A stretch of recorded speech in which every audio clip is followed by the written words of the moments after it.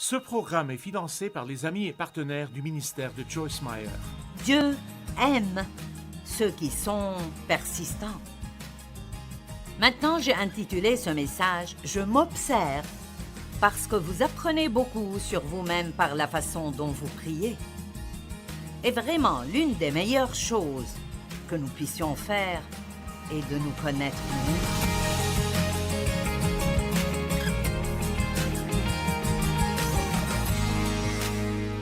Ce soir, je vais enseigner sur 3 des paraboles qui parlent de la prière. La prière est stupéfiante. C'est absolument incroyable quand on y pense que le Dieu de l'univers, le Dieu qui peut absolument tout faire, nous a invités à venir à lui et à lui demander ce dont nous avons besoin, pas seulement pour nous-mêmes, mais nous pouvons aussi intercéder pour d'autres personnes qui ne savent pas prier pour eux-mêmes. Et il y a 2 ministères que Dieu a donnés à chaque chrétien. L'un est le ministère de l'intercession et l'autre est le ministère de la réconciliation. Dieu veut nous utiliser pour aider les pécheurs à se réconcilier avec Dieu. Et chacun d'entre vous peut servir dans son environnement en allant au travail et en agissant comme un chrétien.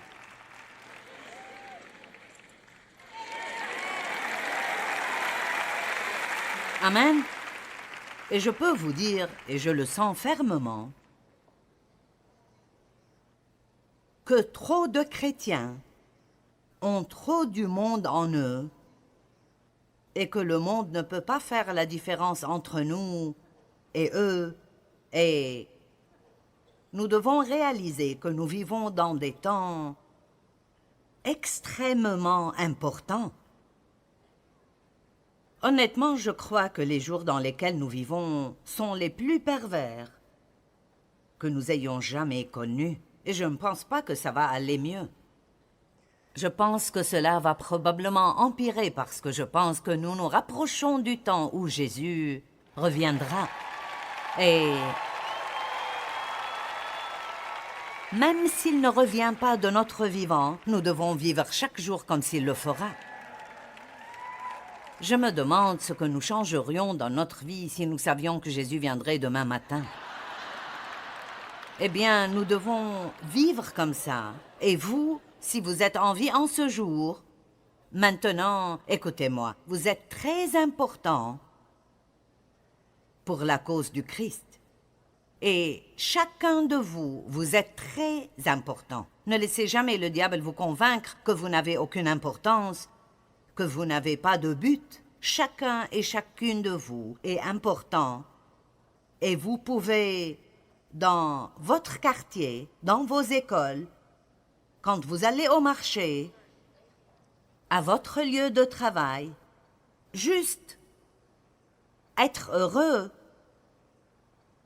et être pacifique et être bon envers les gens. Vous serez étonné de combien les gens voudront savoir pourquoi vous êtes comme vous l'êtes. Et une fois qu'ils commencent à vous poser des questions, vous n'aurez plus à vous sentir comme si vous essayez d'évangéliser quelqu'un qui ne veut pas entendre. Et donc, vous êtes important pour la cause du Christ. Chacun de nous a ce ministère de réconciliation et nous avons le ministère de l'intercession. Nous devons prier pour d'autres personnes. Je pense que la prière est un privilège. Ce n'est pas une obligation. C'est quelque chose qui devrait nous enthousiasmer et je pense que, à bien des égards, cela a trop de connotations religieuses. C'est comme si c'était quelque chose que nous pensons être obligés de faire. Et j'aime vraiment avoir des temps de prière fixes. J'ai un temps chaque matin que je passe avec Dieu, mais nous devons apprendre à prier pour pouvoir traverser notre journée. Et Dieu nous invite non seulement à prier, comprenez cela, mais il nous dit de venir hardiment et d'être persévérant. Imaginez cela. Venez hardiment parce que je suis capable de faire plus que vous ne pouvez espérer, demander ou penser. Dieu ne veut pas que nous demandions de petites choses. Il veut que nous demandions des choses que nos pensées ne peuvent même pas commencer à imaginer. C'est comme, mon Dieu, j'ai du mal à croire que tu ferais cela pour moi, mais je vais demander quand même parce que tu dis que tu peux faire plus que ce que j'ose demander. Vous devez être un peu plus audacieux dans vos prières et vous devez commencer à demander à Dieu de plus grandes choses. Et bien sûr, nous ne sommes pas dignes. Nous ne le méritons pas. Et vraiment, Dieu ne devrait rien faire pour nous. Mais c'est ce qui est génial ici. Il ne fait pas les choses pour nous parce que nous sommes bons. Il les fait parce qu'il est bon.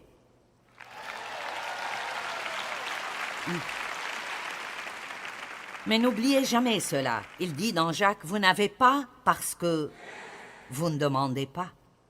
Donc certains ont besoin de recommencer à demander. Très bien. La parabole de la persistance dans la demande, Luc 11, 5 à 13. Il leur dit encore, si l'un de vous a un ami et qu'il aille le trouver au milieu de la nuit pour lui dire, prête-moi 3 pains, car un de mes amis est arrivé de voyage chez moi et je n'ai rien à lui offrir. J'ai beaucoup appris de ceci concernant mon ministère et ma prédication. C'est comme si vous veniez me demander de l'aide, mais je n'ai rien à vous donner à moins d'aller voir mon ami Jésus et lui demander de me donner ce que vous me demandez. Et nous devons réaliser que nous n'avons vraiment pas la capacité d'aider qui que ce soit si nous n'allons pas constamment vers Dieu en lui demandant ce que nous devons leur donner. Amen.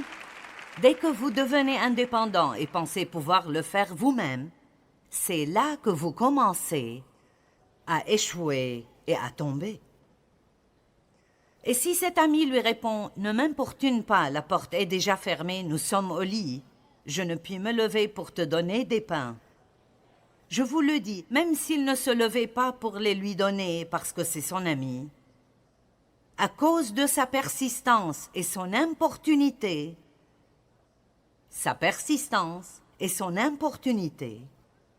il se lèverait et lui donnerait tout ce dont il a besoin. Et moi je vous dis, demandez continuellement et l'on vous donnera. Cherchez continuellement et vous trouverez.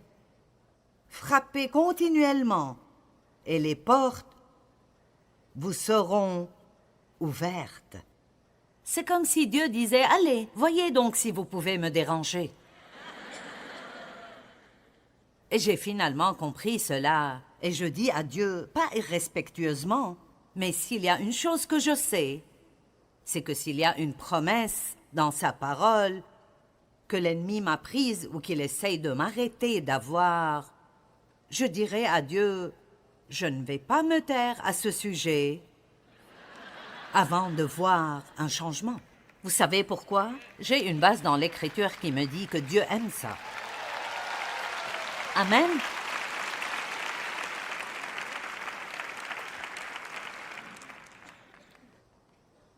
Car quiconque demande avec persistance reçoit, et quiconque cherche constamment trouve, et à quiconque qui frappe avec persistance, la porte lui sera ouverte.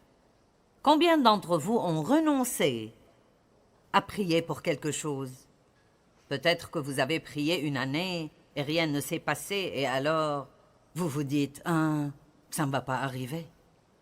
Et vous passez à autre chose. J'ai prié pour le salut de mon père pendant 30 ans. Et je me souviens qu'un jour, j'étais vraiment très audacieuse et j'ai dit au Seigneur, « Si ce n'est rien d'autre, je te demande de le sauver comme une faveur pour moi. Parce que, après tous les abus et ce qu'il m'a fait dans ma vie, et maintenant tu me permets d'aider toutes ces personnes dans le monde, je ne veux pas les aider tous et voir mon propre père aller en enfer. Alors je te le demande, même s'il ne veut pas être sauvé, fais-le juste pour moi. »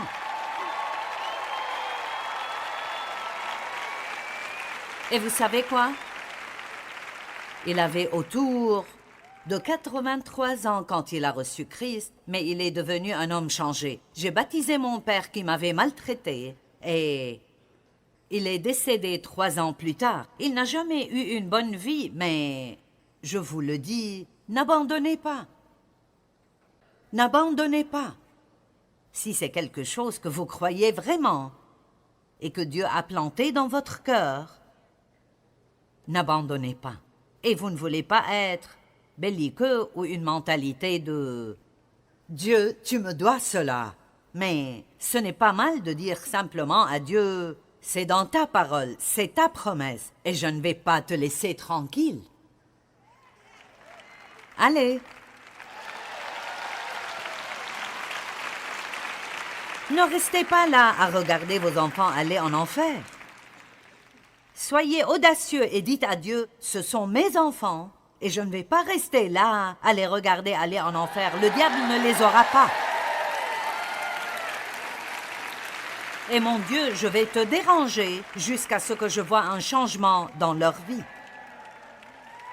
Dieu aime ceux qui sont persistants. Maintenant, j'ai intitulé ce message « Je m'observe » parce que vous apprenez beaucoup sur vous-même par la façon dont vous priez. Et vraiment, l'une des meilleures choses que nous puissions faire est de nous connaître nous-mêmes. Apprenez à être, même douloureusement honnête avec vous-même, sur vous-même, parce que vous pouvez admettre que vous avez un problème et ne toujours pas être sous la condamnation. Dieu ne nous révèle pas nos problèmes ou les choses qui doivent changer pour nous condamner. Le diable fait ça. Il établit notre culpabilité et ce qu'il veut que nous fassions est d'avouer et d'admettre. Et alors, voici une question que je veux poser. Êtes-vous le genre de personne qui abandonne facilement? Combien de temps pouvez-vous persister si le diable continue et continue et continue et continue? Combien de temps avant de vous mettre en colère contre Dieu et avant d'avoir une mauvaise attitude? Combien de temps pouvez-vous avoir un problème et continuer à être gentil avec les autres?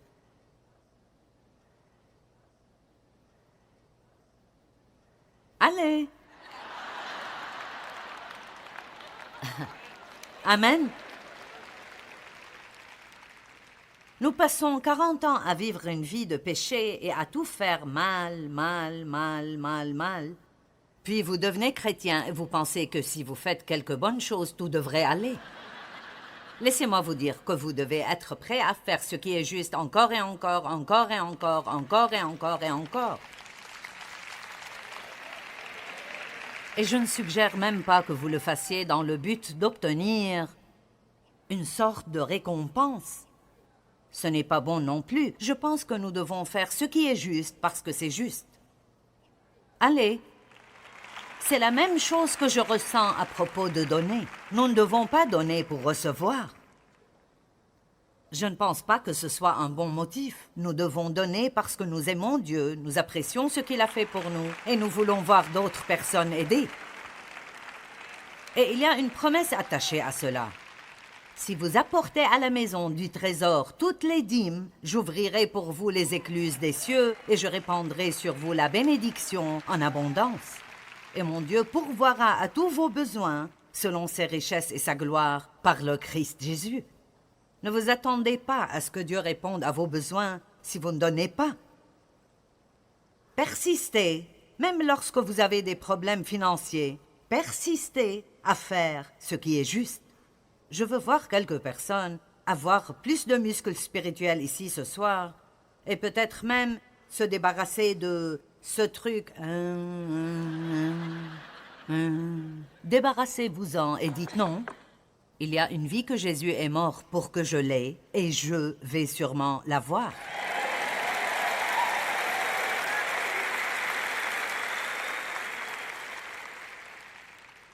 Lequel de vous donnera une pierre à son fils s'il lui demande du pain? Ou s'il demande un poisson? Lui donnera-t-il un serpent? Si donc méchant comme vous l'êtes, vous savez donner de bonnes choses à vos enfants, à combien plus forte raison votre Père qui est dans les cieux donnera-t-il l'Esprit Saint à ceux qui le lui demandent continuellement? Maintenant, nous allons nous concentrer ce soir sur la prière parce que je pense que bien souvent nous prions mal. Nous prions pour que nos problèmes disparaissent. Et faites cela, je le fais aussi, mais vous ne trouverez pas de prière dans la Bible qui nous dit de le faire. Je veux dire, j'ai minutieusement examiné les prières de l'apôtre Paul. Elles sont dans Éphésiens 1 et 3, Philippiens 1, Colossiens 1, et vous ne pouvez trouver aucune prière qu'il a priée où il a demandé que quiconque soit délivré de ces circonstances. Ce qu'il a prié, c'est qu'ils endurent ce qui arrive avec un bon caractère. Alors, combien de fois priez-vous pour cela? Dieu, je veux que cela disparaisse, mais jusqu'à ce que ce moment vienne, aide-moi à rester bon envers les gens. Aide-moi à ne pas devenir amer. Aide-moi à ne blâmer personne ou être jalouse d'autres personnes qui n'ont pas de problème en ce moment. Combien d'entre vous comprennent ce que je dis? Vous voyez, ce que Dieu veut, plus que de nous donner tout ce que nous voulons, c'est que nous soyons stables. Pas en haut et en bas dans nos circonstances, mais comme Jésus, stable, tout le temps.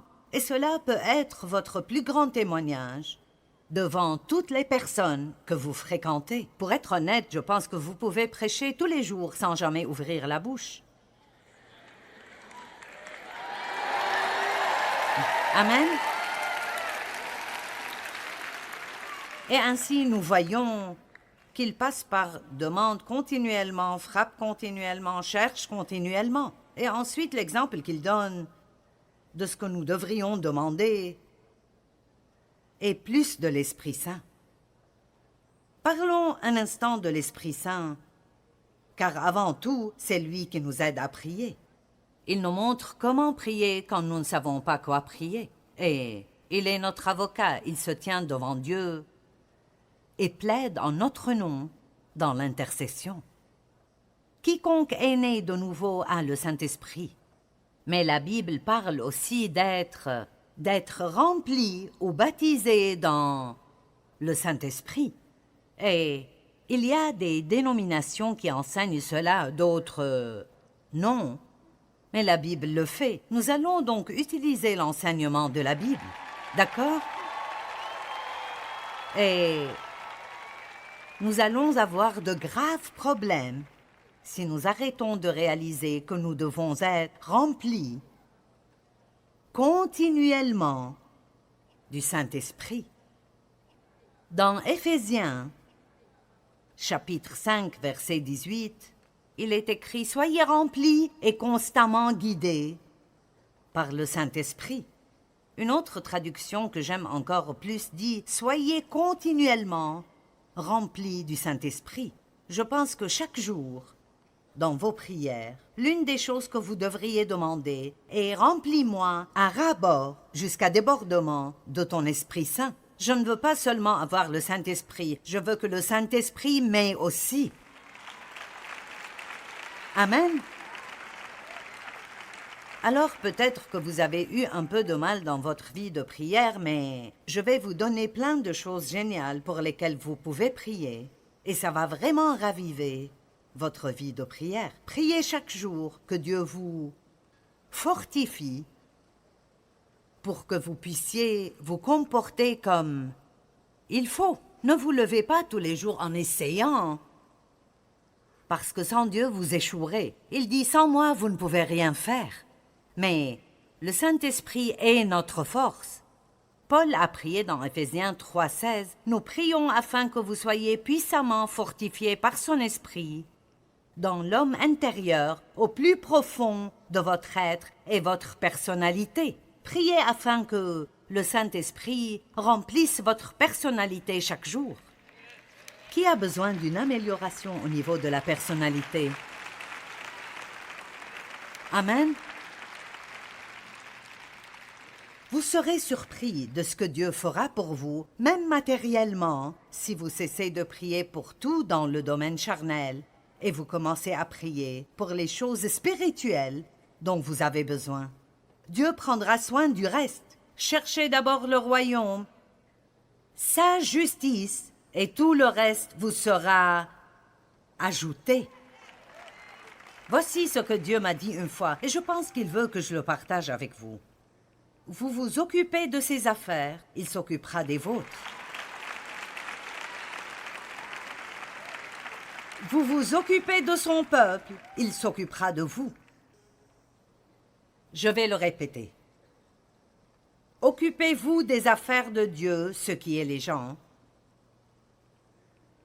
Occupez-vous des autres, Dieu s'occupera toujours de vous. Il s'occupera toujours de vous et répondra à vos besoins. Dites-moi, ne vous fatiguez-vous jamais d'essayer de vous occuper de vous-même? Je veux dire vraiment, certains d'entre vous sont juste épuisés d'essayer d'obtenir ce que vous voulez. Mais bien-aimés, je vais agir comme l'apôtre Paul. Sachez que si vous faites ce que Dieu veut que vous fassiez, il vous donnera tout ce dont vous avez besoin. Et si Dieu ne veut pas que vous l'ayez, pourquoi le voulez-vous quand même? Parce que ça ne va pas vous rendre heureux.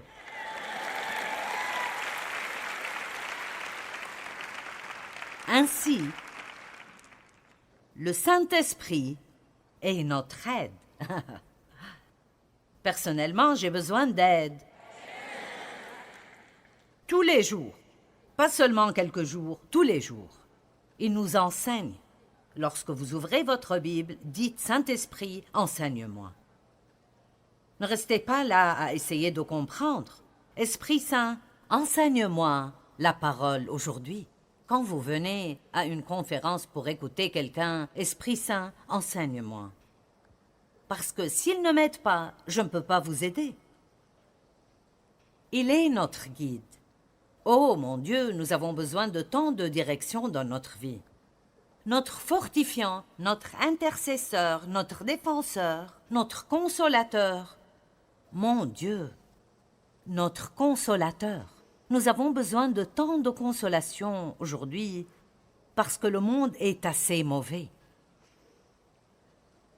Et puis j'aime cette partie. Je ne sais pas si vous l'aimez aussi ou pas, mais j'aime et j'apprécie tellement que le Saint-Esprit me convainque du péché.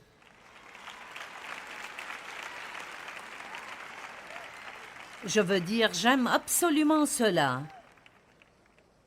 Quand Dieu me le montre, tu n'as pas besoin de dire ça.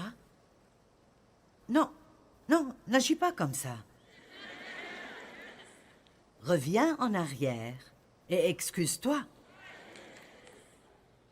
Quand l'Esprit Saint remplit votre vie et vous guide et vous aide et vous enseigne et vous convainc du péché, c'est la seule façon pour nous de traverser cette vie et de ne pas tomber en morceaux. Chaque jour, priez.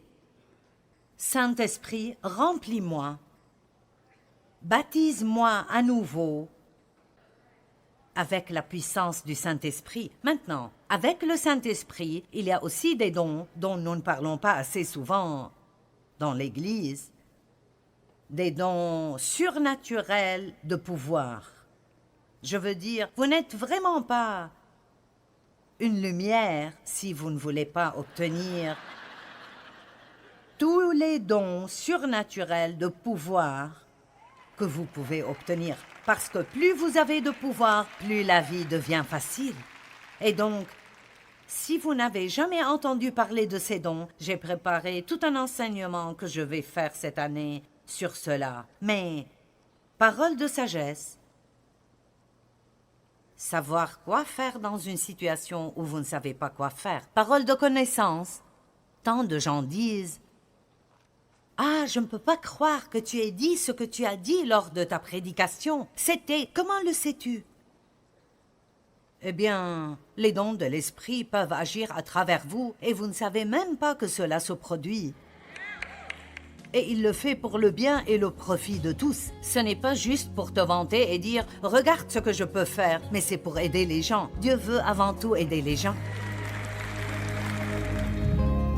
Vous pouvez connaître le caractère d'une personne d'après comment elle prie. Nous devons prier pour avoir la force et la sagesse spirituelle et une personnalité remplie de l'Esprit Saint au lieu de demander des choses matérielles tout le temps. Et nous devrions prier pour les autres, pas seulement pour nous-mêmes.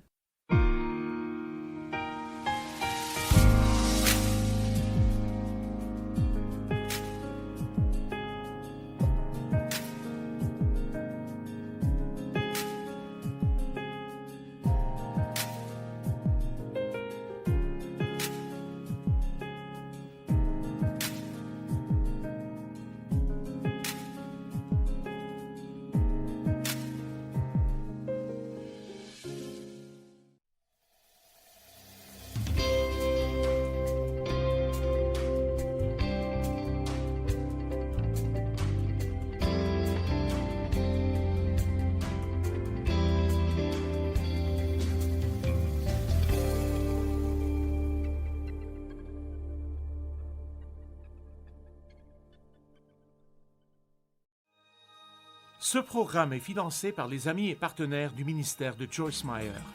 Ne soyez pas surpris. Cessez de dire « Je ne comprends pas pourquoi cela m'arrive ». Pourquoi pas vous? Cela arrive à tout le monde. Vous n'êtes pas si choqués quand cela leur arrive.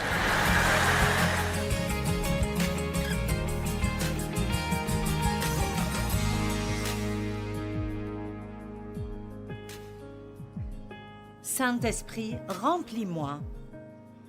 Baptise-moi à nouveau avec la puissance du Saint-Esprit. Maintenant, avec le Saint-Esprit, il y a aussi des dons dont nous ne parlons pas assez souvent dans l'Église. Des dons surnaturels de pouvoir. Je veux dire, vous n'êtes vraiment pas une lumière si vous ne voulez pas obtenir tous les dons surnaturels de pouvoir que vous pouvez obtenir. Parce que plus vous avez de pouvoir, plus la vie devient facile. Et donc, si vous n'avez jamais entendu parler de ces dons, j'ai préparé tout un enseignement que je vais faire cette année sur cela. Mais, parole de sagesse, savoir quoi faire dans une situation où vous ne savez pas quoi faire. Parole de connaissance, tant de gens disent « Ah, je ne peux pas croire que tu aies dit ce que tu as dit lors de ta prédication. C'était... Comment le sais-tu? » Eh bien, les dons de l'esprit peuvent agir à travers vous et vous ne savez même pas que cela se produit. Et il le fait pour le bien et le profit de tous. Ce n'est pas juste pour te vanter et dire « Regarde ce que je peux faire », mais c'est pour aider les gens. Dieu veut avant tout aider les gens. Le discernement des esprits. Savoir quand quelque chose ne va pas. Savoir intérieurement, je ne pense pas. Non, je dois d'abord vous connaître mieux un moment. Amen. Certaines des dames, vous vous êtes fourrées dans le pétrin avec un type. Si vous aviez utilisé un peu plus de discernement, vous savez, vous le saviez quand vous avez commencé. Vous l'aviez compris, mais vous étiez seul, vous craigniez de ne jamais avoir personne.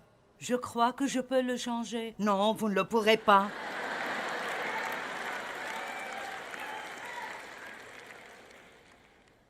Ce serait mieux pour vous d'être seul que d'être avec quelqu'un qui vous rend malheureux tout le temps.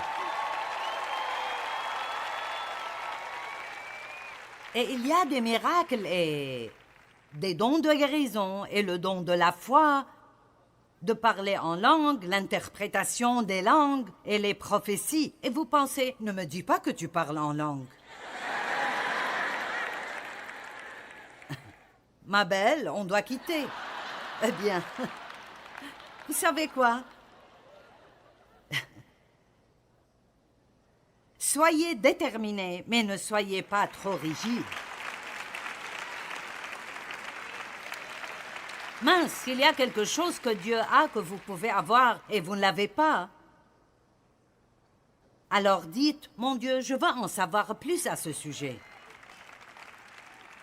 Prenez un bon livre et lisez. Regardez ce que dit la Bible à ce sujet. Bien souvent, les gens veulent nous apprendre en fonction de ce qu'ils ont et de ce qu'ils n'ont pas, mais juste parce que l'un de vos amis n'a jamais vécu certaines de ces choses, cela ne veut pas dire que ce n'est pas biblique et vous devez désirer tout ce que Dieu veut vous donner. Commencez à prier pour ces choses. Vous voyez, votre vie de prière peut être différente dès demain. Remplis-moi du Saint-Esprit, renforce-moi pour que je puisse bien me comporter, peu importe ce qui se passe dans le monde. Utilise-moi dans les dons de l'esprit. Apprenez-les. Paroles de sagesse, paroles de connaissance, discernement des esprits, dons de foi, langue, prophétie, interprétation, guérison, miracle. Utilise-moi, Dieu. Je veux voir ces choses dans ma vie. Êtes-vous avec moi?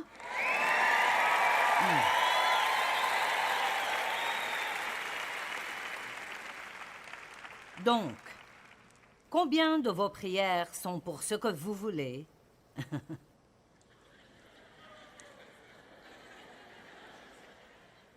Et combien d'entre elles sont pour ce dont vous avez vraiment besoin? Et je vous le dis, nous avons besoin de force spirituelle, bien plus que d'une maison plus grande, d'un conjoint ou d'une promotion au travail. Ce que Dieu veut nous donner pour notre vie intérieure, c'est là que se trouve notre vraie vie. Dieu respecte la persistance. Et je vais vous dire quelque chose que vous ne voudrez peut-être pas entendre, et c'est que vous devez vous attendre à de l'opposition. Si vous pensez qu'être chrétien est quelque chose de facile et de reposant, vous serez vraiment surpris, car le diable vous hait.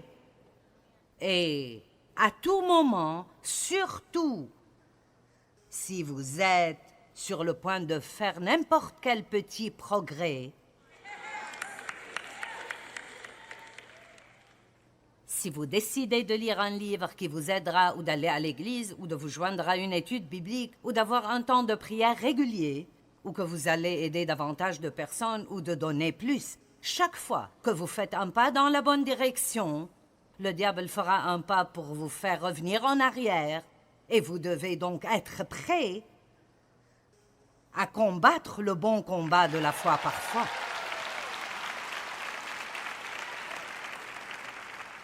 J'ai 3 écritures que je veux vous montrer. 1 Corinthiens 16:9, car une porte grande et d'un accès efficace m'est ouverte, à Éphèse, une opportunité très prometteuse et les adversaires sont nombreux. De petites choses arrivent comme nous étions en chemin ce soir et notre chauffeur reçoit un appel, il y a un accident et il y a un gros embouteillage sur l'autoroute. Et je dis, ah oui, bien sûr. Bien sûr. Il vous donne ses cartes pour vos chambres d'hôtel et nous avons 4 ou 5 personnes différentes de notre équipe qui ont des clés pour différentes chambres. Et elles ne marchent pas. Eh oui, bien sûr. Pourquoi n'arrêtez-vous pas d'être choqués? Je veux dire, arrêtez. Eh bien, je ne comprends pas pourquoi cela m'arrive à moi. Vous devriez juste rire et dire, bien sûr. Mais, écoute-moi bien, Satan, je n'abandonne pas. Je n'arrête pas, je n'abandonne pas.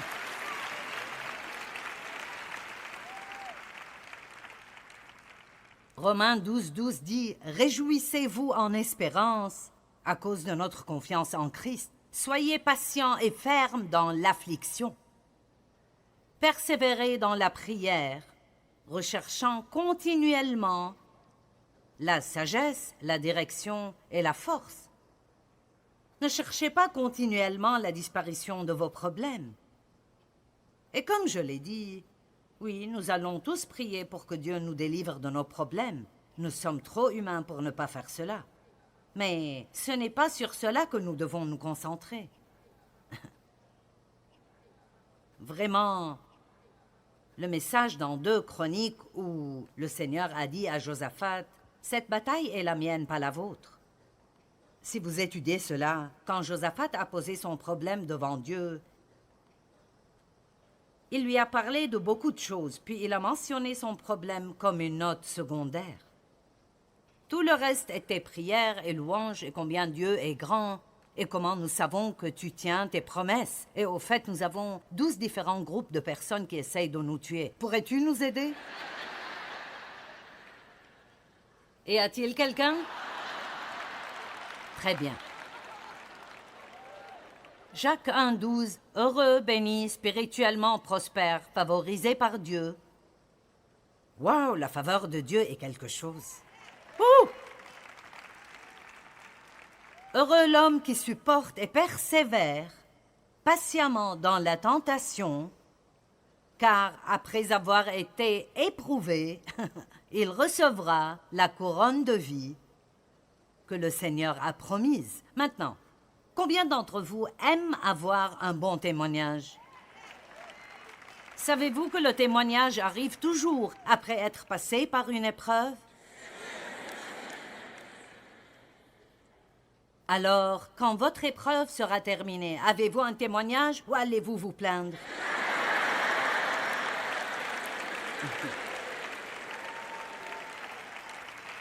Oui! Ne soyez pas surpris. Cessez de dire « Je ne comprends pas pourquoi cela m'arrive ». Pourquoi pas vous? Cela arrive à tout le monde. Vous n'êtes pas si choqués quand cela leur arrive.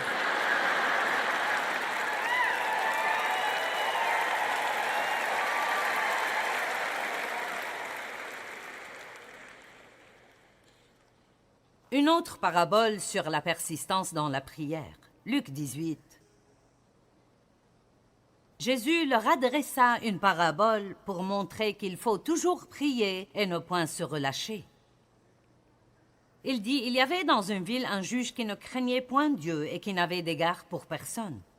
Il y avait aussi dans cette ville une veuve désespérée qui venait lui dire, « Fais-moi justice de ma partie adverse. » Pendant longtemps, il refusa, mais ensuite il dit en lui-même, « Quoique je ne craigne point Dieu et que je n'ai d'égard pour personne, néanmoins parce que cette veuve m'importune, je lui donnerai ma protection et lui ferai justice, afin qu'elle ne vienne pas sans cesse me tracasser la tête, et elle me fatiguera. » Le Seigneur ajouta, « Et Dieu ne fera-t-il pas justice à ses élus, ses enfants qui crient à lui jour et nuit, et tardera-t-il à leur faire justice et à les protéger? Je vous le dis, il les défendra et leur fera promptement justice. Mais quand le Fils de l'homme viendra, trouvera-t-il ce genre de foi sur la terre? »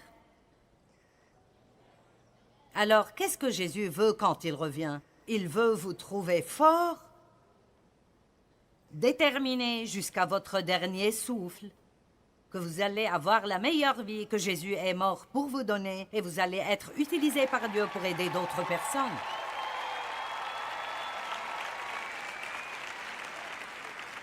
Vous allez tenir ferme et vous savez, si vous êtes malade depuis 12 ans, continuez de prier pour votre guérison. Ne perdez pas confiance en Dieu juste parce que quelque chose prend beaucoup de temps. Et je dis, mon Dieu, je n'abandonne pas. C'est dans ta parole et je ne renonce pas. Je ne sais pas pourquoi cela se produit. J'aimerais le savoir, mais Dieu ne nous dit généralement pas trop. Mais je n'abandonne pas, je ne renonce pas. Allez, je ne veux pas que vous oubliez ce que je dis ce soir. Je veux que vous soyez plus forts et que vous persévériez. Je veux que vous teniez bon. Si c'est dans la parole de Dieu, alors vous pouvez la voir. M'avez-vous entendu? Si quelqu'un peut la voir, vous pouvez la voir. Parce que vous n'êtes pas pire que le reste du monde. Aucun de nous ne mérite ce que nous demandons à Dieu de faire. Je pense que ces paraboles sont intéressantes. Il nous invite essentiellement à le déranger. Allez, voyez si vous pouvez me gêner.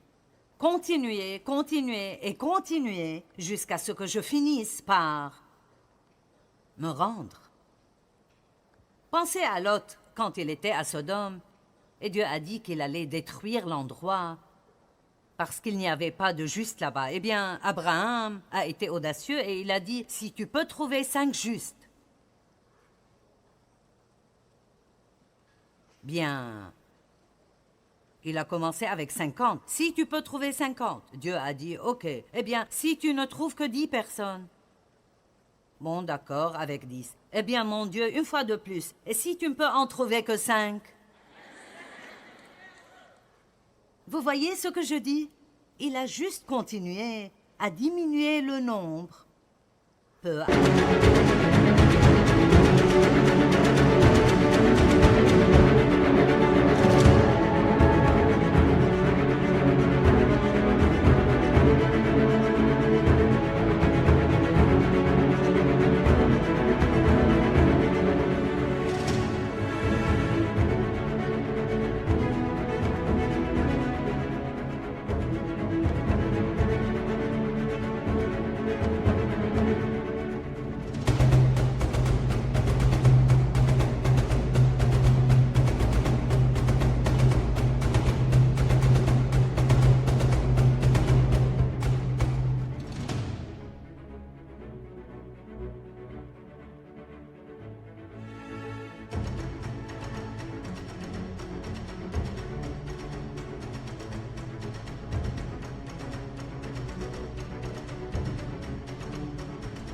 À peu.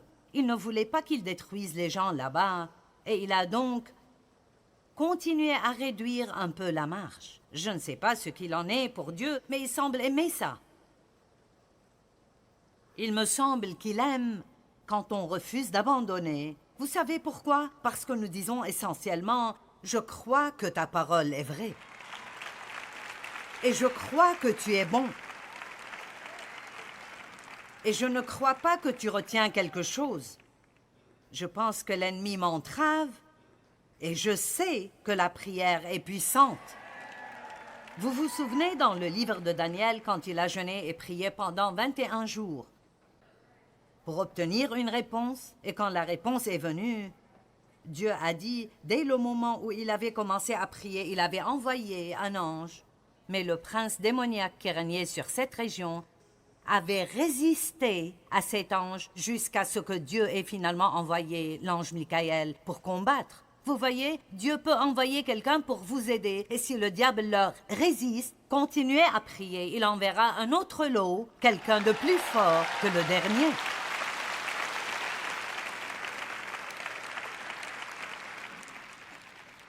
Pendant longtemps, il refusa, mais ensuite il dit en lui-même, « Quoique je n'ai d'égard pour personne, néanmoins cette veuve m'importunera jusqu'à ce que je lui donne ce qu'elle veut. » Vous savez, la façon dont cette parabole est construite est très similaire à celle de la parabole de l'ami à minuit. Le juge était injuste. La veuve a continué à le déranger et à persister jusqu'à ce qu'il lui donne ce qu'elle voulait. Donc c'est un principe intéressant que Jésus utilise. Si vous dérangez suffisamment les gens, ils céderont. Et ce sont des gens mauvais. Je suis un bon Dieu, alors qu'est-ce que vous pourriez obtenir de moi si vous arrêtiez d'abandonner facilement? Allez! Est-ce que vous voyez ce que je dis?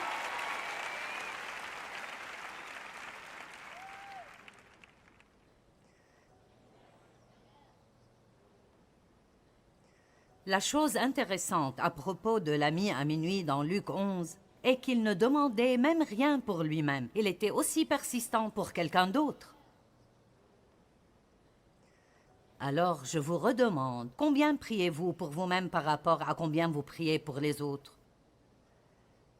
À quel point êtes-vous persévérant? J'ai vu des choses, je veux dire, j'ai traité avec des gens. Une femme que je connais très bien était si malade. Pendant près de 3 ans, elle se sentait mal presque tout le temps. Et presque tous les matins, je priais. Et maintenant, elle va probablement mieux à 80%.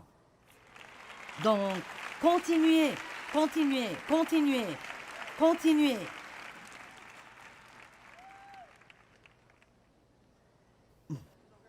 Vous pouvez en dire beaucoup sur le caractère d'une personne par la manière dont elle prie.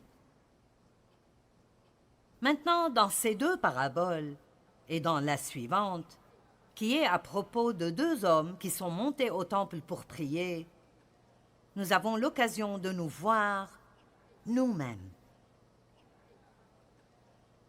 Écoutez, combien vous plaignez-vous vite lorsque votre situation est inconfortable?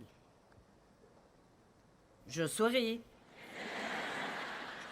Vous savez, si l'un d'entre nous pouvait passer une journée sans se plaindre, ce serait un miracle mineur.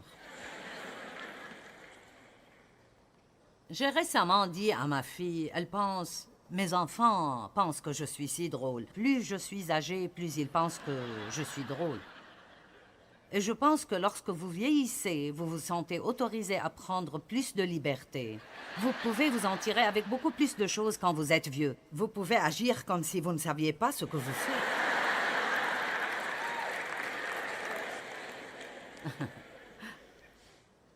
J'ai récemment dit à ma fille, tu sais, ce que j'ai réalisé sur moi-même,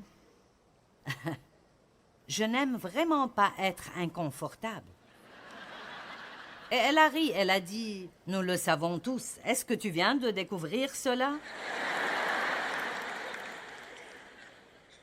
Nous nous plaignons s'il fait froid, ou s'il fait chaud, ou si le siège est trop dur. Vous savez... Et cela fait 42 ans que j'en parle. Nous avons besoin de continuer à nous regarder nous-mêmes. Amen. Vous sentez-vous là quand Dieu ne vous donne pas ce que vous voulez? Comment réagissez-vous lorsque vous voyez Dieu donner quelque chose que vous voulez à quelqu'un d'autre et vous êtes vraiment sûr qu'il ne le mérite pas autant que vous?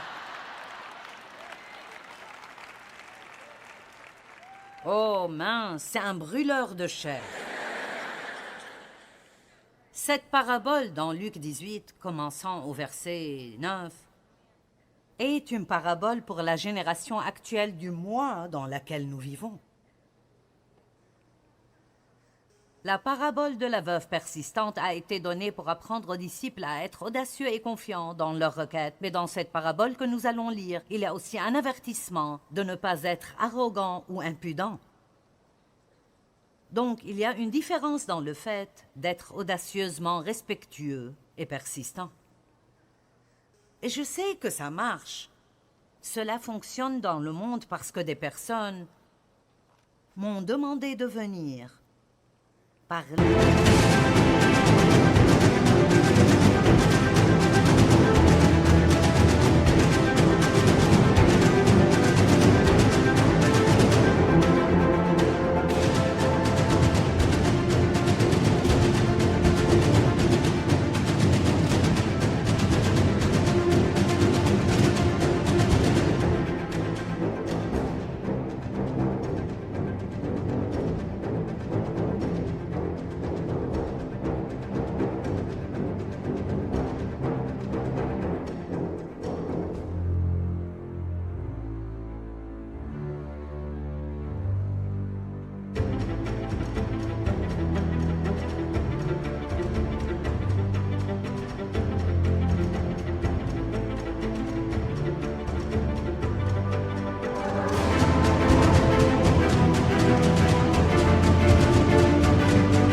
À l'un de leurs événements.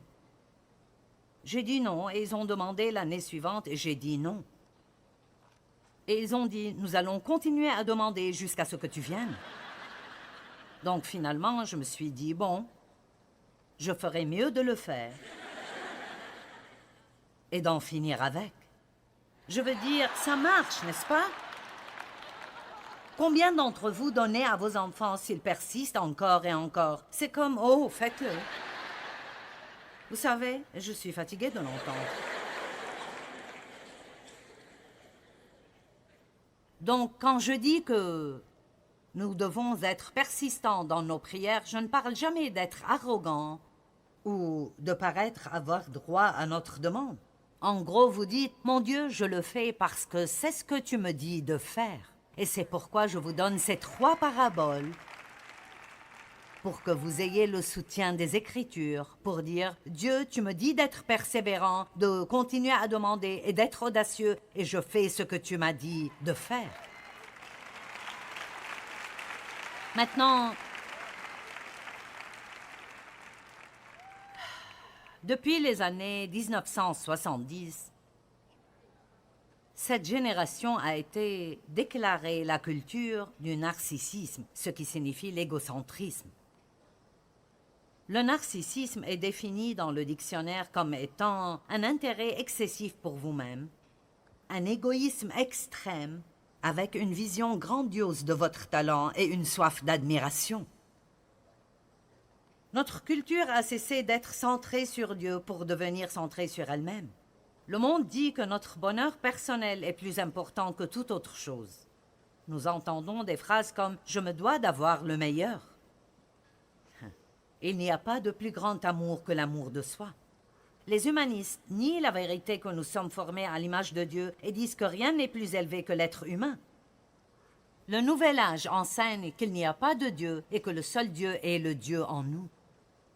Eh bien, en tant que chrétiens, nous savons que le Christ vit en nous, mais nous ne sommes pas Dieu. Amen.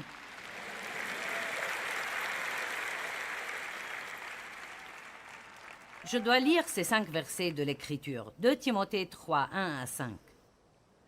Ils sont parmi les plus déprimants de la Bible, mais nous vivons au milieu de tout cela. Sache que dans les derniers jours, il y aura des temps difficiles, des temps durs, pleins d'ennuis, des jours difficiles qui seront durs à supporter. J'ai de l'empathie pour chaque personne vivante sur la planète aujourd'hui parce que, pour être honnête, élever des enfants dans cette génération est tellement différent. Vous avez besoin de la direction du Saint-Esprit tous les jours et d'être plein du Saint-Esprit.